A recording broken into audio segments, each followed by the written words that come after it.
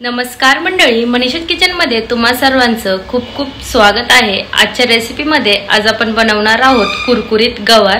चला रेसिपीला सुरुवात करूया।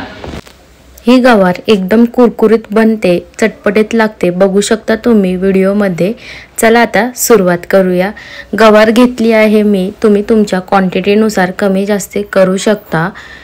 आता ही गवार एका बाउल मध्ये काढून घ्यायची आहे। आता त्यावर आपण पीठ व सुके मसाले घालणार आहोत। बेसन पीठचा वापर केलेला आहे मी। 4 टेबलस्पून बेसन पीठ घालायचं आहे। हळद घालायची आहे, धनिया पावडर, काळं तिखट आहे, घरचा मसाला आहे, घरगुती मसाला, लाल तिखट आहे, लाल मिरची पावडर, चवीनुसार मीठ घालायचं आहे, चाट मसाला घालायचा आहे आणि 2 टेबलस्पून तांदळाचं पीठ घालायचं आहे। त्यामध्ये अगोदर कोरडच मिक्स करून घ्यायचं आहे विदाउट पाणी। बघू शकता तुम्ही अशा प्रकारे अगोदर कोरडं मिक्स करून घ्यायचं आहे। नंतर थोडं पाणी घालून मिक्स करायचं आहे। एक सोबत जास्ती पाणी घालू नका, थोडं पाणी घालूनच मिक्स करायचं आहे। अशा प्रकारे तुम्ही बघू शकता व्हिडिओ मध्ये।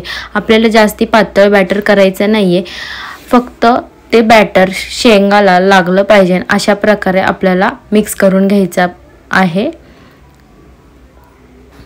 कोटिंग आली पाहिजे शेंगावरती ह्या बॅटरची, घट्ट करायचं आहे, जास्ती पाण्याचा वापर करायचा नाही।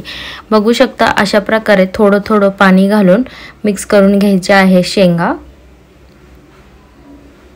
या शेंगा नक्की तुम्ही ह्या पावसाळ्यामध्ये ट्राय करा, एकदम टेस्टी लागतात आणि कुरकुरीत, चटपटीत आणि झणझणीत देखील लागतात। तुम्ही तिखट तुमच्यानुसार कमी जास्ती करू शकता।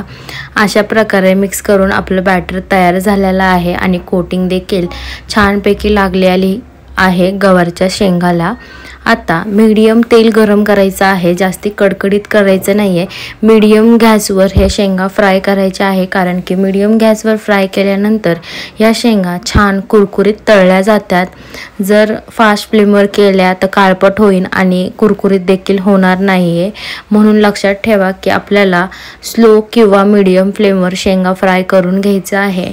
आणि शेंगा टाकताना देखील तेल जास्ती कडकडीत गरम पाहिजे नाहीये, मीडियम असं गरम तेल पाहिजे। बघू शकता एका साइडनं आपल्या छानपैकी शेंगा कुरकुरीत झालेल्या आहे, छान कोटिंग देखील लागलेली आहे।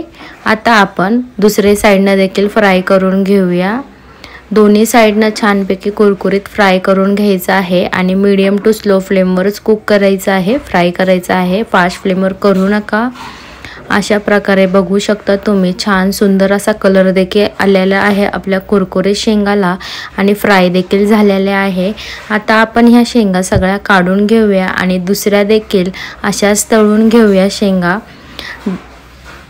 अशा प्रकारे आपल्या कुरकुरीत शेंगा तयार होतात। बघू शकता तुम्ही सुंदर असा कलर आलेला आहे आणि चवीला देखील तेवढ्याच छान लागतात।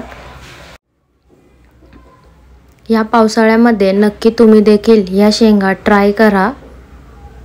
बघू शकता तुम्ही छान अशा शेंगा तयार होतात, ते कुरकुरीत शेंगा। सगळ्या शेंगा मी काढून घेतलेल्या आहे। बघू शकता तुम्ही जशा मी शेंगा केल्या आहेत तशा तुम्ही भेंडी देखील करू शकता कट करून।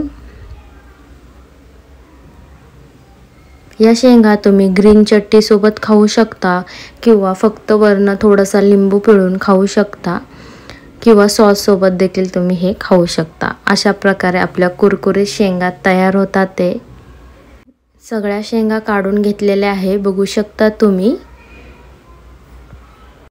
जर तुम्हाला रेसिपी आवडली असेल तर नक्की व्हिडिओला लाईक करा, कमेंट करा, जास्तीत जास्त शेअर करा आणि चॅनलवर नवीन असाल तर चॅनलला सबस्क्राईब करायचं विसरू नका। पुन्हा भेटूया अशाच नवीन रेसिपी सोबत। तोपर्यंत मस्त खा आणि स्वस्त राहा। Bye bye, thank you.